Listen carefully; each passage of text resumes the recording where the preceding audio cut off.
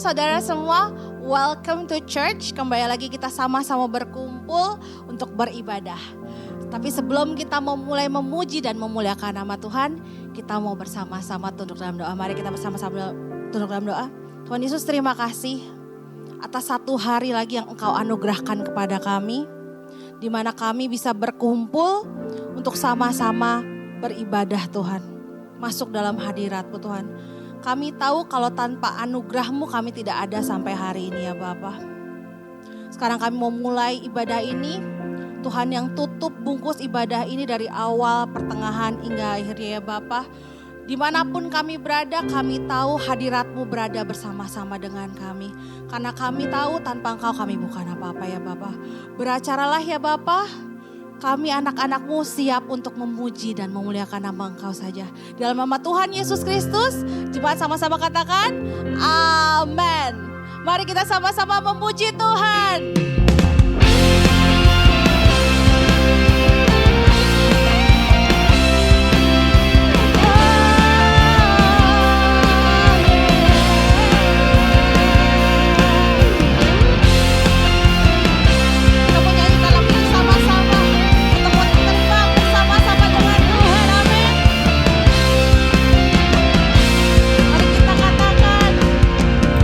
Firman-Mu Tuhan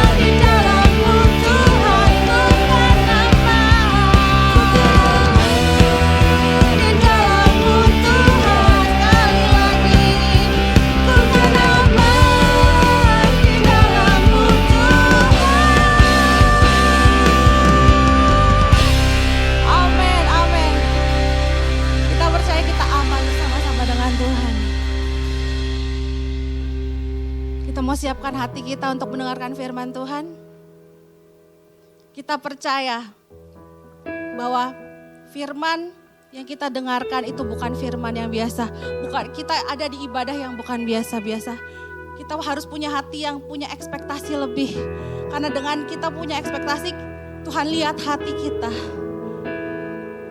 Dan Tuhan akan menjawab doa kita. Kita terus mau masuk dalam hadirat Tuhan.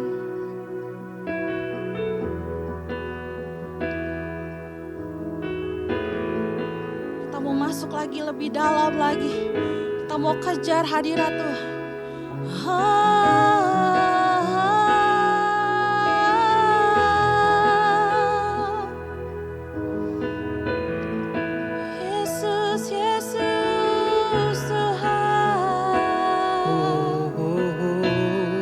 Jemaat kita menyanyikan lagu ini sama-sama. Dekat padamu itu rinduku,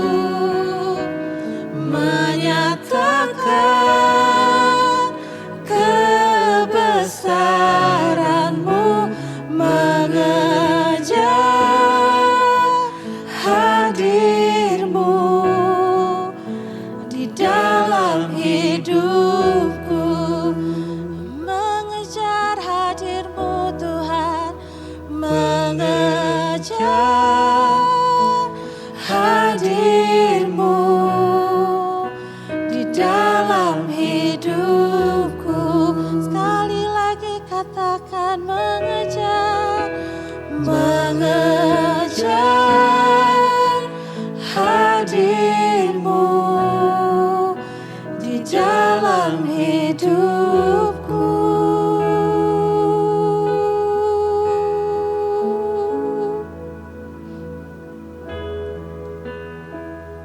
Katakan, inilah yang ku renungkan setiap waktu.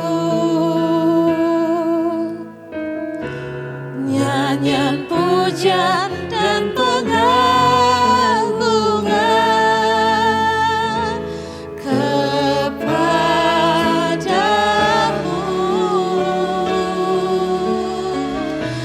Biarlah manis kau dengar, Tuhan, manis kau dengar, Tuhan, dan hatiku bersuka karena-Mu. Kita mau katakan, inilah yang ku renungkan setiap waktu. Nyanyian pujian dan pengagungan kepadamu.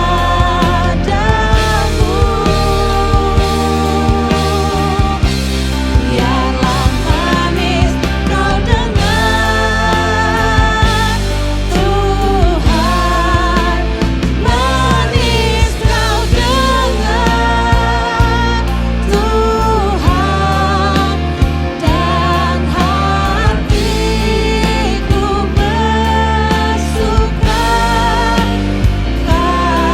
karena-Mu. Kamu katakan dengan segenap hati, inilah yang ku renungkan,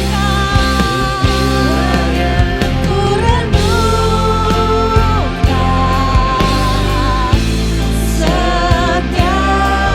waktu. Nyanyian pujian dan pengagungan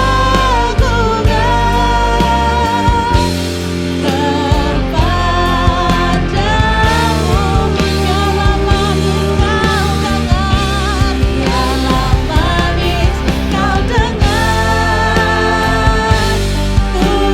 Tuhan, manis kau dengar, Tuhan, dan hatiku bersuka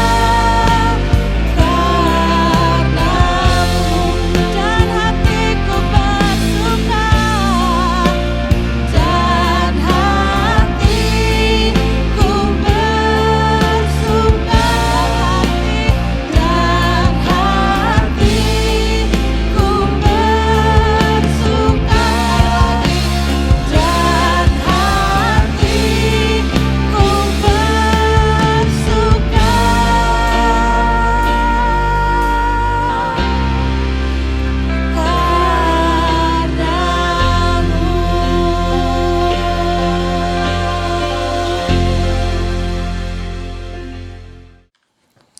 Salam, selamat pagi saudara-saudara semua yang dikasihi Tuhan. Sebelum mendengarkan firman Tuhan, mari kita tunduk kepala, kita berdoa mohon pimpinan Tuhan. Bapa di dalam surga, kami bersyukur, berterima kasih kepadamu ya Bapa. Sebab apa yang kami miliki hari ini, kesehatan, kekuatan, dan seluruh fasilitas, semuanya adalah kasih karunia Tuhan kepadamu.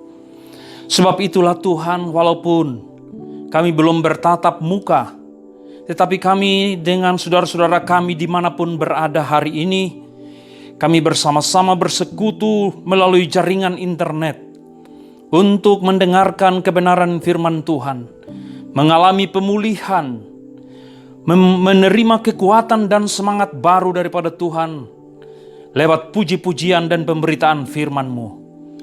Segala puji-pujian yang telah kami naikkan hari ini Tuhan, kiranya menyenangkan hati-Mu, dan karena itu berkat-Mu turun melimpah meluap kepada kami, ketika kami harus menerima kebenaran firman-Mu, mengoreksi diri kami, memperbaiki jalan pikiran kami, memperbaiki sudut pandang kami, perspektif kami terhadap segala perkara, mengembalikan kami kepada perspektif firman Tuhan dalam menilai, menerima segala perkara. Ya Allah Roh Kudus, kami mohon pertolongan-Mu. Buatlah kami mampu memahami firman-Mu yang tidak terbatas. Sebab pikiran kami sungguh sangat terbatas. Tidak mampu kami mengalami, mendalami kebenaran firman-Mu. Sebab itu kami mohon ya Allah Roh Kudus, beracaralah di tengah-tengah kami. Sehingga kami mengerti firman-Mu, kami punya tekad untuk melakukannya. Dan lewat semua itu, nama Tuhan dipuji, dimuliakan, dan ditinggikan. Dalam nama Tuhan Yesus Kristus, kami serahkan pemberitaan firman Tuhan ini. Segala persiapan yang hamba lakukan, tidak ada apa-apanya jika bukan karena Allah sendiri yang beracara di tengah-tengah kami. Ya Bapa, Putra, dan Roh Kudus, beracaralah kepada kami semua. Dalam nama Yesus Kristus, kami berdoa, bersyukur, dan berterima kasih kepadamu. Haleluya. Amin.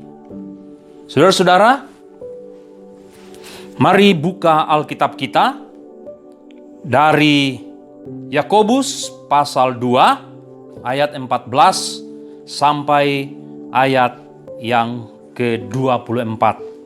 Yakobus pasal 2 ayat 14 sampai ayatnya yang ke-24. Sudah menemukannya?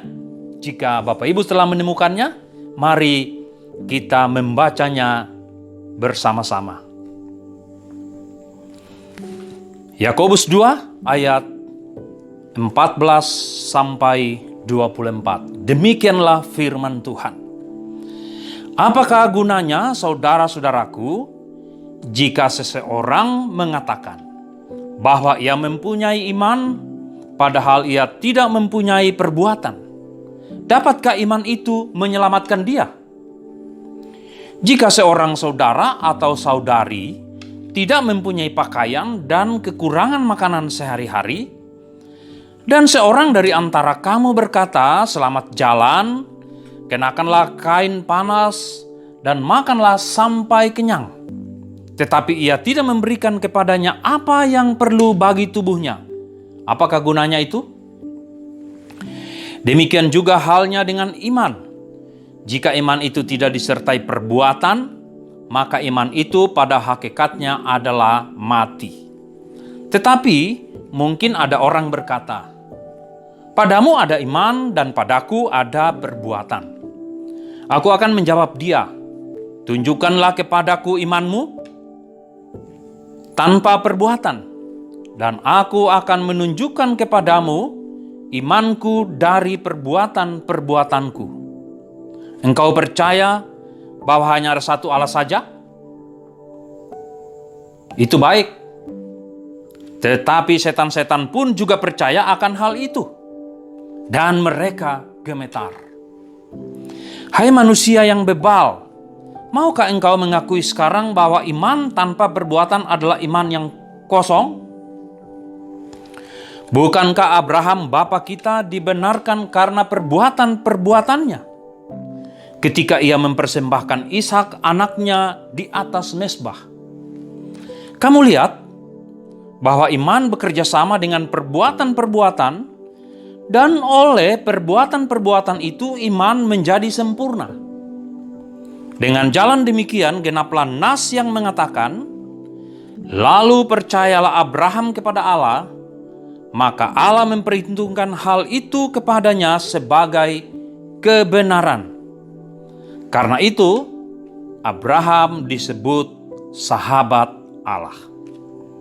Dengan jalan demikian, genaplah nas yang mengatakan, "Lalu percayalah Abraham kepada Allah, maka Allah memperhitungkan hal itu kepadanya sebagai kebenaran." Karena itu, Abraham disebut sahabat Allah. Jadi, kamu lihat bahwa manusia dibenarkan karena perbuatan-perbuatannya dan bukan hanya karena iman. Berbahagialah setiap orang yang membaca firman Tuhan dan melakukannya dalam kehidupannya sehari-hari. Saudaraku yang dikasihi Tuhan, bulan ini kan kita dalam tema mempertanggungjawabkan iman Kristen. Pada minggu yang ketiga ini, pada ibadah kita yang ketiga di bulan Juni ini, saya akan mengajak kita untuk membahas sebuah tema yang saya beri judul Momentum bagi pengikut Kristus untuk mempertanggungjawabkan imannya. Ulang sekali lagi, momentum bagi pengikut Kristus untuk mempertanggungjawabkan imannya. Apakah Bapak dan Ibu di rumah, dimanapun Anda berada saat ini, apakah Anda pengikut Kristus? Kalau iya, maka kita akan belajar momentumnya seperti apa. Amin. Oke, saudara-saudara yang dikasihi Tuhan. Mari yang pertama kita akan melihat 3 kata yang menarik dalam judul yang saya berikan ini. 3 kata yang saya garis bawahi, yaitu momentum, mempertanggungjawabkan, dan yang ketiga adalah iman. Kita akan melihat dulu ketiga poin ini, saudara-saudara yang dikasihi Tuhan. Yang pertama kita lihat dulu mengenai momentum. Apa itu momentum? Momentum kalau kita buka kamus, saudaraku, momentum itu berarti kesempatan atau peluang. Boleh juga momentum itu disebut saat yang tepat, saat yang bagus, saat yang baik. Jadi momentum itu berbicara soal waktu, soal kesempatan, soal peluang yang ada dalam waktu kita. Boleh juga kita sebut sebagai kairos kita, kesempatan kita, peluang kita. Itu adalah momentum.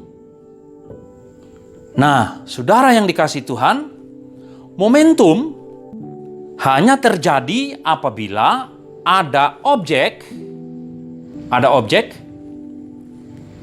dan yang kedua, objeknya bergerak. Artinya ada dinamika.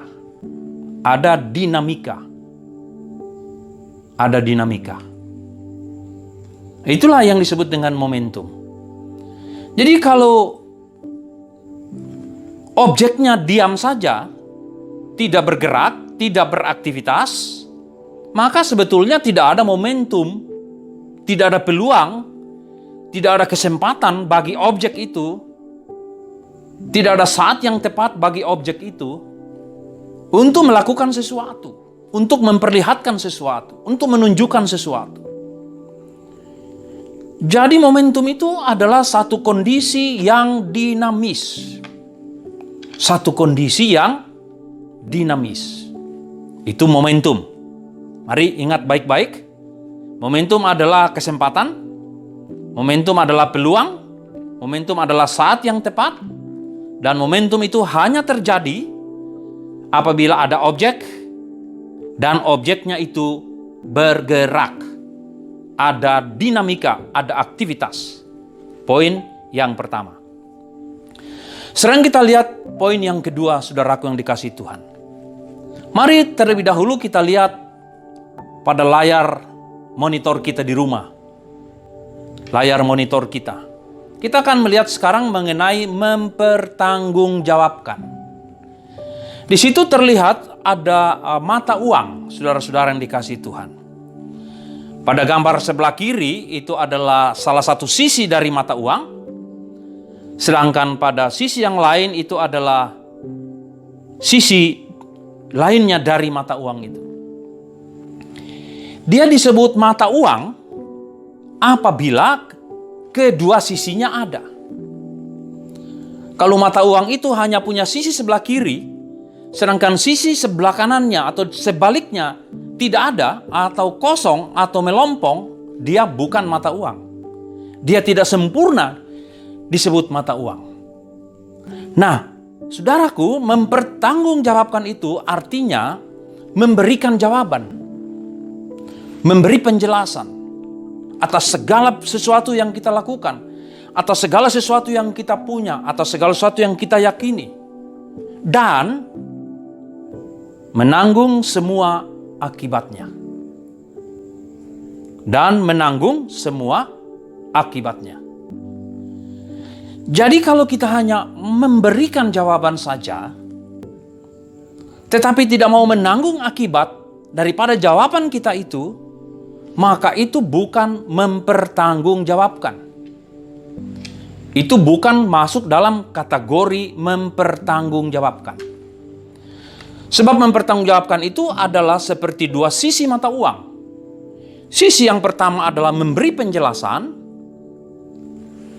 memberikan jawaban, dan sisi yang di sebelahnya lagi adalah menanggung semua akibat yang terjadi akibat dari penjelasan itu. Itu adalah mempertanggungjawabkan. Nah, apa yang akan kita pertanggungjawabkan, saudara-saudara yang dikasihi Tuhan? Yang akan kita pertanggungjawabkan dalam tema kita ini adalah iman. Jadi momentum bagi pengikut Kristus untuk mempertanggungjawabkan imannya. Yang akan kita memberikan penjelasan adalah mengenai iman. Dan risiko dari penjelasan itu harus kita pikul. Itu adalah mempertanggungjawabkan. Nah, mengenai iman Kristen sudah sering kita mendengar. Sudah sering kita mengetahui banyak penjelasan yang sudah kita dengar. Tapi hari ini, saudaraku, saya akan mengulang beberapa poin saja yang menarik, yang penting. Iman adalah anugerah Allah. Iman itu datang dari Allah kepada seseorang yang dipilihnya. Mengenai pilihan ini adalah kedaulatan Allah. Tuhan punya hak, punya kedaulatan untuk menaruh iman, memberikan iman kepada seseorang. Dan hebatnya ialah, saudaraku, tidak semua orang mendapat kesempatan untuk memiliki iman kepada Yesus Kristus. Nah, di dalam Roma 10 ayat 17, mari kita lihat layar monitor kita, sebab sudah ditampilkan. Dalam Roma 10 ayat 17 dikatakan, jadi iman timbul dari pendengaran, dan pendengaran oleh firman Kristus. Efesus 2 ayat 8-10 menjelaskan, sebab oleh anugerah kamu diselamatkan melalui iman, dan ini bukan dari dirimu sendiri, tetapi karunia Allah, bukan hasil usahamu, supaya tidak ada seorang pun yang menyombongkan diri. Kita ini buatan Allah, diciptakan dalam Yesus Kristus untuk melakukan pekerjaan baik yang dipersiapkan Allah sebelumnya, supaya kita bisa hidup di dalamnya. Nah, perhatikan saudara-saudara yang dikasihi Tuhan, iman itu timbul dari mendengar firman Kristus. Jadi bagaimana iman itu diberikan oleh Allah kepada seseorang? Itu dimulai dari orang itu terlebih dahulu mendengarkan firman tentang Kristus. Caranya mendengar macam-macam. Bisa melalui khotbah di radio, bisa melalui kebaktian kebangunan rohani, bisa melalui percakapan di dalam suatu kendaraan, bisa juga melalui hamba-hamba Tuhan yang memberitakan tentang Kristus. Bisa melalui radio. Intinya adalah bahwa firman iman itu datang terlebih dahulu, orang itu harus mendengar dulu mengenai firman Kristus. Nah, setelah orang itu mendengarkan tentang firman Kristus, maka dari pendengaran tentang firman itu, Roh Kudus bekerja. Jadi, pendengaran tentang firman yang masuk, kemudian diberkati oleh Roh Kudus, maka orang itu kemudian, jika menerimanya, maka orang itu dikatakan mempercayai firman tentang Kristus, mempercayai tentang Kristus, dan orang itu disebut sekarang memiliki iman kepada Kristus tentunya. Nah, Alkitab mencatat, saudaraku, bahwa iman itu adalah anugerah. Bukan usaha kita. Bukan pemberian kita, tapi anugerah atau pemberian Allah. Allah yang mengaruniakan kepada kita iman. Berbahagialah saudara-saudara semua yang hari ini punya iman kepada Kristus. Berbahagialah saudara, bersyukurlah saudara. Sebab itu adalah pemberian Allah bagimu. Sebab itu juga berarti bahwa engkau terpilih oleh Allah untuk memberikan iman itu kepada saudara. Amin. Amin. Yang kedua, saudara yang dikasihi Tuhan, setelah orang itu punya iman, maka yang kedua di dalam Ibrani 11 ayat 1, disitulah dikatakan bahwa iman itu adalah dasar, alasan, atau rujukan dari harapan. Seseorang yang punya iman, punya harapan-harapan, punya cita-cita, punya keinginan-keinginan, punya harapan-harapan di dalam hidupnya. Tentu saja harapan untuk menyenangkan hati Tuhan, untuk semakin berkenan kepada Tuhan dari hari lepas kepada sehari. Dan itu adalah harapan. Bagaimana orang bisa punya harapan seperti itu dan memegang teguh harapan itu? Karena ada rujukannya. Rujukannya adalah imannya yang tadi dia miliki. Jadi iman adalah dasar dari segala sesuatu yang kita harapkan. Nah, dalam berproses, iman dan harapan itu berjalan bersama-sama. Beriringan. Harapan, di mana ada harapan, di situ ada iman. Di mana ada iman, di situ ada harapan. Jadi ibarat dua mata uang. Di sebelah kiri iman, di sebelah kanannya, di sebelah baliknya lagi adalah harapan. Karena ada iman, maka ada orang boleh punya harapan. Nah, kenapa orang berani mempunyai harapan? Oleh karena iman itu adalah keyakinan yang teguh bahwa Allah akan menggenapi semua yang telah dijanjikannya kepada kita di dalam Kristus. Harapan-harapan itu yang sesuai dengan kehendak Tuhan, yang timbul dari iman kita kepada Kristus, itu kita punya keyakinan yang teguh bahwa harapan-harapan itu akan digenapi oleh Tuhan, sebab itulah janji-janjinya kepada kita. Jadi saudara yang dikasihi Tuhan, di dalam menggapai harapan itu, semua orang percaya kepada Kristus, semua orang yang beriman kepada Kristus akan mengerjakannya dengan penuh sukacita dan percaya dan keyakinan yang tak dapat dikatakan, yang tidak masuk di akal, yang tidak bisa dipahami oleh akal pikiran. Orang tidak bisa mengerti, orang yang tidak punya iman itu tidak bisa mengerti kenapa orang itu tetap teguh pendiriannya pada harapan dan cita-cita yang ingin dia capai. Karena apa? Karena orang itu tidak punya iman.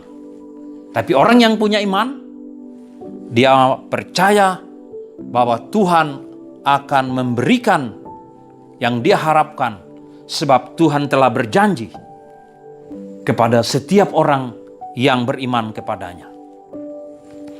Nah, yang kedua saudara yang dikasihi Tuhan, iman adalah bukti dari yang tidak terlihat oleh mata jasmani. Nah, saudaraku yang dikasihi Tuhan, dalam Ibrani pasal 11 ayat 2 dikatakan, iman adalah bukti dari segala sesuatu yang tidak kita lihat. Bagaimana bisa kita melihat bukti itu, padahal kita tidak melihat? Nah, kata tidak melihat di sini menuju kepada jasmani kita. Karena apa, saudara? Ketika orang melihat bukti yang tidak dapat dilihat oleh mata jasmaninya, maka sebetulnya iman yang dia punya itu menunjukkan kepadanya, kepada akal budinya, hal-hal yang tidak dapat dicerna oleh mata jasmani. Dan itu hanya bisa dilakukan oleh orang yang beriman, saudara yang dikasihi Tuhan. Coba Bapak dan Ibu membayangkan hal-hal atau situasi-situasi ketika Bapak dan Ibu bisa melihat sesuatu bukti dari segala hal yang saudara harapkan, tetapi mata jasmaninya belum melihatnya. Nah, itu adalah iman yang saudara miliki, yang Tuhan berikan kepada Anda semua, kepada kita semua masing-masing. Jadi ketika kita mampu melihat dengan mata rohani kita hal-hal yang belum pernah kita lihat, yang tidak dapat teramati oleh mata jasmani kita, tetapi iman kita memberitahukan kepada akal budi kita bahwa hal itu pasti terjadi. Hal itu mungkin terjadi. Hal itu adalah harapan yang didasarkan kepada janji-janji Allah. Contoh, saudara yang dikasihi Tuhan. Masih ingat 12 pengintai yang pergi mengintai Yeriko? Saudara, dari 12 orang, hanya 2 orang yang mampu melihat yang tidak dapat dilihat oleh mata jasmani. Kaleb dan Yosua. Mereka melihat bukan dengan mata jasmaninya, tetapi yang 10 orang lagi melihat dengan mata jasmani. Sehingga yang kelihatan adalah hal-hal yang bersifat fisik. Hal-hal yang jasmaniah. Badan besar, kekar. Nah, hal itu kemudian menggetarkan. Tetapi Kaleb dan Yosua mampu melihat hal-hal yang tidak dapat dilihat oleh mata jasmani. Mereka mampu melihat kekuatan Allah di dalam hal ini. Mereka mampu menerapkan iman mereka dan berkata, kita pasti bisa mengalahkan mereka oleh karena Allah beserta kita. Itu adalah iman yang memberikan kepada jiwa, kepada akal budi, kenyataan-kenyataan atau hal-hal yang tidak dapat dicerna oleh mata jasmani. Berbahagialah kita yang bisa seperti itu. Mari kita belajar dalam seluruh aspek kehidupan kita. 3 hal telah kita dalami Bapak dan Ibu. Momentum adalah peluang, kesempatan adalah saat yang tepat. Momentum hanya terjadi kalau objeknya bergerak, kalau ada objeknya dan ada gerakan dari objeknya itu. Kemudian mempertanggungjawabkan, itu ibarat 2 sisi mata uang. Mempertanggungjawabkan adalah memberikan penjelasan dan menanggung akibat daripada penjelasan itu.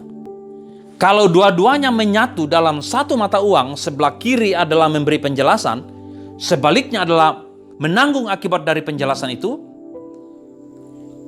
menerima dampak, menerima akibat, maka itu dinamakan mempertanggungjawabkan. Tapi kalau kita hanya memberi penjelasan, tapi akibatnya nggak mau menanggung, itu bukan mempertanggungjawabkan. Dan iman kita adalah dasar daripada segala sesuatu yang kita harapkan, bukti daripada segala sesuatu yang tidak kita lihat, dan iman itu pemberian Allah yang dimulai dari mendengarkan firman Tuhan. Kalau Anda melihat orang-orang percaya di seluruh dunia ini, semuanya dimulai dari pendengaran akan firman Tuhan. 3 hal. Mari kita kembali kepada Yakobus pasal 2. Dalam Yakobus pasal 2 ayat 14 tadi, saudara yang dikasihi Tuhan, kita membaca Yakobus pasal 2 ayat 14. Apakah gunanya saudara-saudaraku jika seorang mengatakan bahwa ia mempunyai iman padahal ia tidak mempunyai perbuatan? Dapatkah iman itu menyelamatkan dia?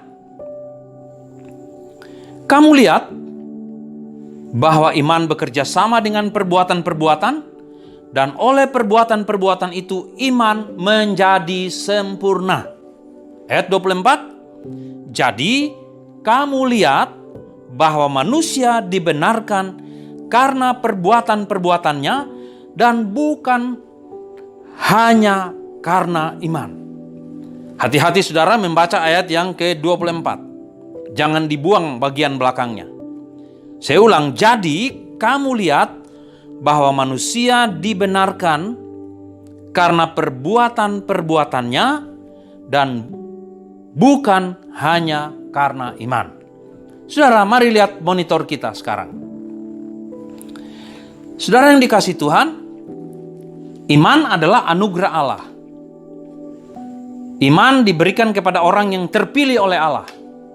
Ketika orang yang dipilih oleh Allah itu menerima iman itu, maka ketika dia menerima iman, maka pada saat yang sama dia juga diterima oleh Allah. Nah, setelah dia diterima oleh Allah, dia punya iman, orang itu sekarang punya momentum. Momentumnya apa? Momentumnya adalah melakukan perbuatan-perbuatan. Jadi, saudara yang dikasihi Tuhan, kalau kita bicara tentang sebuah mata uang, maka salah satu sisinya bernama iman, sisi yang lainnya bernama perbuatan-perbuatan yang berdasarkan iman. Ulang saudara, seperti sebuah mata uang, sisi satunya bernama iman, iman yang diberikan oleh Allah, yang diterima oleh orang yang dipilih oleh Allah itu. Ketika dia menerima iman itu, dia diterima oleh Allah, orang itu kemudian disebut memiliki iman kepada Kristus, kepada Allah. Maka sisi yang lain yang menjadi tanggung jawabnya adalah melakukan perbuatan-perbuatan. Ketika dia punya iman itu, dia punya momentum. Dia punya momentum. Dia punya kesempatan. Dia punya peluang. Yakobus berkata dalam ayat yang ke-24 tadi, bahwa orang diselamatkan karena perbuatan-perbuatannya dan bukan hanya karena iman. Jadi saudara yang dikasihi Tuhan, iman yang sempurna itu harus terdiri dari 2 hal.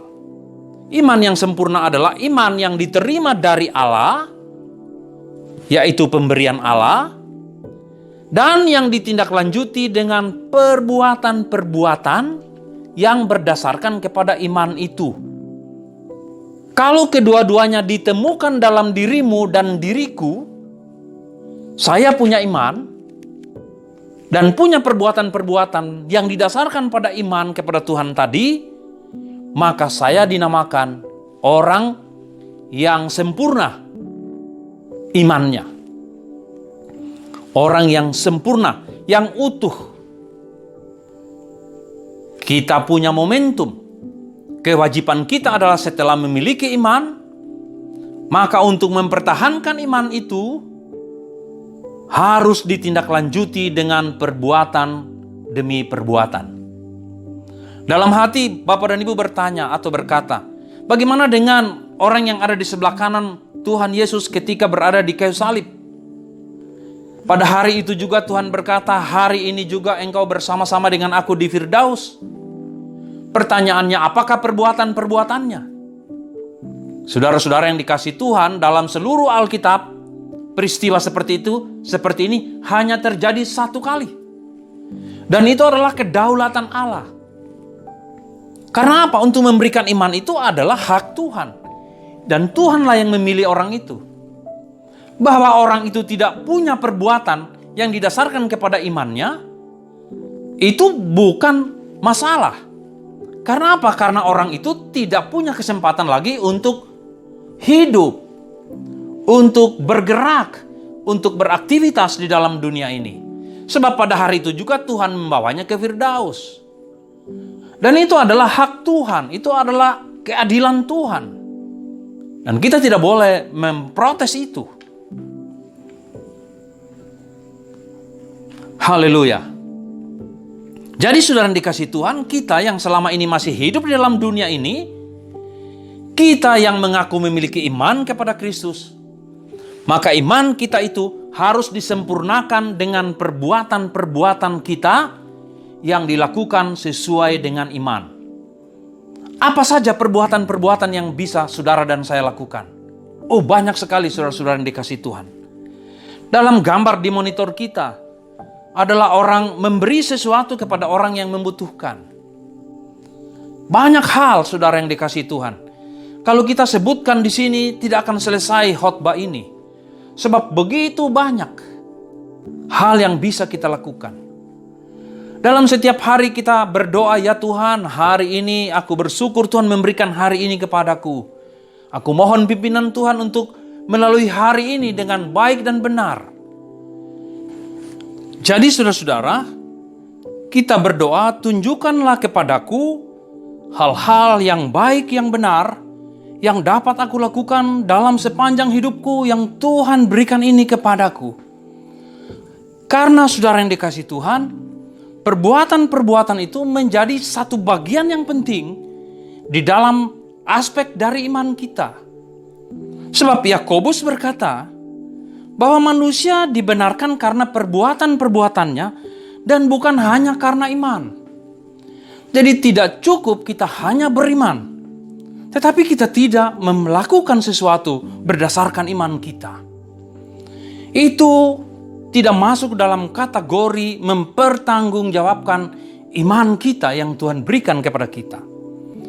Sebab dalam kata mempertanggungjawabkan iman, artinya kita memberitahukan bahwa saya beriman kepada Kristus.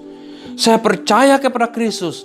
Hari ini imanku adalah iman kepada Kristus. Maka selanjutnya saudara yang dikasihi Tuhan, iman kita yang kita katakan tadi kepada Kristus itu harus dibuktikan, disempurnakan dengan perbuatan-perbuatan kita. Jadi siap manakah yang lebih penting, iman atau perbuatan? Jawabannya saudara, kedua-duanya sangat penting. Seperti sebuah mata uang, kedua sisinya harus ada. Demikianlah juga iman itu. Harus ada sisi yang bernama iman, dan sisi yang satunya lagi bernama perbuatan-perbuatan. Jadi saudara-saudaraku yang dikasihi Tuhan, kalau kita membaca Yakobus pasal ke-22 yang tadi telah kita baca, kita akan baca ulang sekarang. Kamu lihat bahwa iman bekerja sama dengan perbuatan-perbuatan, dan oleh perbuatan-perbuatan itu iman menjadi sempurna. Ada iman, ada perbuatan, dan ini bekerja sama. Bekerja sama. Dia tidak bekerja sendiri-sendiri. Apa yang akan kita lakukan, perbuatan yang hendak kita lakukan, harus berdasarkan pada iman kita. Perbuatan yang akan kita lakukan harus dipengaruhi oleh iman kita. Perbuatan-perbuatan yang kita lakukan harus didorong oleh iman kita. Apakah iman kita? Iman itu adalah hal-hal yang tidak kita lihat dengan mata jasmani. Hal-hal yang sebenarnya tidak ingin kita lakukan. Hal-hal yang oleh mata jasmani kita mustahil kita lakukan. Tapi kita melakukannya juga. Kembali saya menyampaikan peristiwa 12 orang pengintai yang mengintai kota Yeriko. Dari 12 orang, hanya 2 orang yang melihat dengan imannya. Yang melihat dengan imannya. Kedua orang ini, oleh karena imannya kepada Tuhan, maka imannya itu memberikan penglihatan kepada jiwanya. Sehingga dia berkata, kita mampu mengalahkan mereka, sebab Allah ada di pihak kita. Tapi 10 orang lagi tidak melihat dengan mata imannya. Dia melihat dengan mata jasmani. Maka yang kelihatan adalah apa yang ada di depan. Orangnya besar-besar, badannya kuat-kuat, kekar-kekar. Tidak mungkin kita mengalahkannya. Kita ini orang dari padang pasir. 40 tahun kita berkelana. Kurang gizi, makanan kita tidak begitu baik. Sementara mereka berlimpah susu dan madunya. Sehingga mereka menjadi sehat dan kuat-kuat. Kita ini hidup di perantauan. Makan daging puyuh. Mungkin itulah yang mereka katakan pada hari itu. Jadi nggak mungkin kita mengalahkan mereka. Karena apa? Mereka melihat dengan mata jasmani. Tetapi 2 orang, Kaleb dan Yosua, melihat dengan mata imannya. Melihat dengan imannya. Maka imannya ini memberikan pengaruh kepada pemikiran mereka, kepada perspektif mereka, sehingga mereka berkata, kita mampu mengalahkan mereka sebab Allah beserta dengan kita. Nah, saudara-saudaraku yang dikasihi oleh Tuhan, dalam Mazmur pasal 116 ayat 15, di sana Tuhan Yesus berfirman, berbahagialah orang yang matinya di dalam Tuhan. Berbahagialah orang yang meninggal di dalam Tuhan. Coba kita lihat dulu saudara-saudara. Mazmur pasal 116 ayat 15. Oke. Saudara-saudara yang dikasihi Tuhan, mari kita lihat Mazmur 116. Kita akan membacanya dari ayatnya yang ke-12. Demikianlah firman Tuhan. Bagaimana akan kubalas kepada Tuhan segala kebajikannya kepadaku? Aku akan mengangkat piala keselamatan dan menyerukan nama Tuhan. Akan membayar nasarku kepada Tuhan di depan seluruh umatnya. Ayat 12 sampai dengan ayat yang ke-14, ini berbicara tentang perbuatan. Hal-hal yang dilakukan karena beriman kepada Tuhan. Karena Tuhan telah mengasihi pemazmur Raja Daud. Sehingga dia berkata, bagaimana akan kubalas kepada Tuhan segala kebajikannya kepadaku. Aku akan mengangkat piala keselamatan dan menyerukan namanya. Akan membayar nasarku.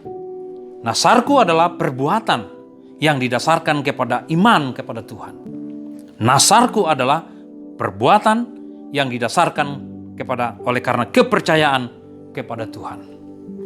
Maka ayat yang ke-15, Raja Daud menulis, berharga di mata Tuhan kematian semua orang yang dikasihinya. Mengapa demikian? Oleh karena imannya telah sempurna. Imannya telah menjadi sempurna karena perbuatan-perbuatannya.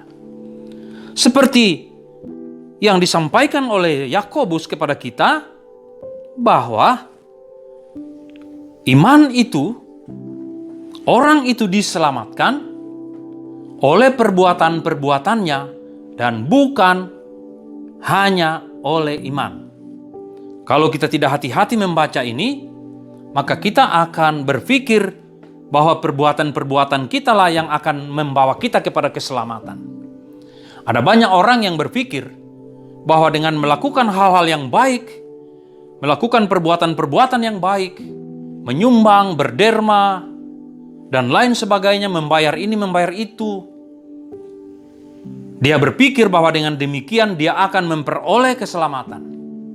Tidak demikian ajaran firman Tuhan kepada kita.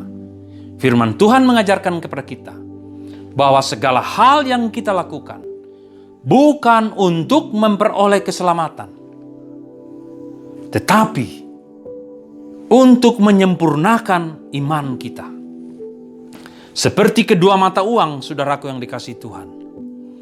Dia akan menjadi mata uang yang punya nilai, yang punya value, yang punya harga. Dia akan menjadi mata uang yang bernilai kalau kedua sisinya ada. Demikianlah juga kehidupan kita sebagai orang percaya. Kata pemazmur, berbahagialah orang, berharga di mata Tuhan kematian semua orang yang dikasihinya. Berharga di mata Tuhan. Hidup kita akan bernilai, akan berharga di mata Tuhan kalau iman kita disempurnakan oleh perbuatan-perbuatan kita. Jadi saudara yang dikasihi Tuhan, perbuatan-perbuatan kita bukan untuk menggapai keselamatan, tetapi perbuatan-perbuatan kita untuk membuktikan keselamatan kita. Untuk membuktikan bahwa karena beriman kepada Kristus saya telah diselamatkan. Nah, untuk menyempurnakan keselamatan saya, sehingga kata Raja Daud, aku akan memegang piala keselamatan, maka kita harus membayar nasar kita, yaitu perbuatan-perbuatan kita. Jadi saudaraku yang dikasihi Tuhan, iman yang sempurna, iman kita disempurnakan oleh perbuatan kita.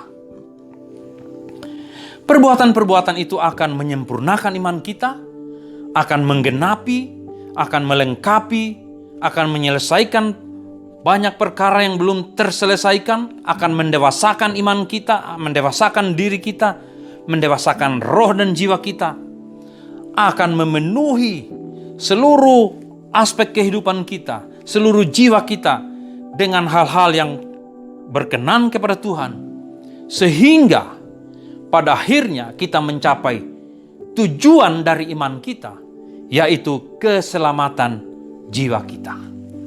Saudara-saudara yang dikasihi Tuhan, momentum terbaik bagi pengikut Kristus untuk mempertanggungjawabkan imannya adalah melalui perbuatan-perbuatannya yang dilakukan berlandaskan imannya sendiri kepada Bapa, kepada Anak, dan kepada Roh Kudus.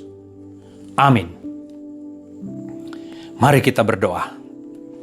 Bapa di dalam surga, kami bersyukur dan berterima kasih untuk pelajaran yang telah kami dengar pada hari ini. Ya Tuhan, bantulah kami untuk memahami firman-Mu, untuk mengerti kebenaran firman-Mu, untuk menggenapi, untuk melakukan banyak hal dalam seluruh aktivitas kami, berdasarkan iman percaya kami kepadamu. Sehingga lewat perbuatan-perbuatan kami itu, kami menghasilkan buah-buah kebenaran yang menyempurnakan iman kami. Sebab demikianlah firman-Mu berkata, bahwa kami diselamatkan oleh iman dan perbuatan-perbuatan kami yang didasarkan kepada iman kami. Terima kasih Tuhan, Engkau telah memilih kami, Engkau telah memberikan iman kepada kami, sehingga kami punya harapan yang kuat, sehingga kami mampu melihat kenyataan bahwa Tuhan Yesus akan datang menjemput kami. Kami mampu melihat kenyataan bahwa Tuhan Yesus telah naik ke surga, menyediakan tempat bagi kami. Kami mampu melihat bahwa Tuhan Yesus akan datang untuk menjemput kami, membawa kami ke tempat di mana yang Tuhan telah sediakan. Sehingga Tuhan Yesus berkata, agar di mana aku berada, di situ pun mereka berada. Itulah doa Tuhan Yesus kepada Bapa di surga. Terima kasih Tuhan untuk semua anugerah-Mu kepada kami. Terima kasih Bapa. Segala puji, hormat, kemuliaan adalah bagi Tuhan. Hari ini, besok, kekal sampai selama-lamanya. Dalam seluruh kehidupan kami melakukan perbuatan-perbuatan yang sesuai dengan iman dan firman-Mu yang kami dengar. Terima kasih Tuhan untuk peluang yang indah pada hari ini. Dalam nama Tuhan Yesus kami berdoa. Haleluya.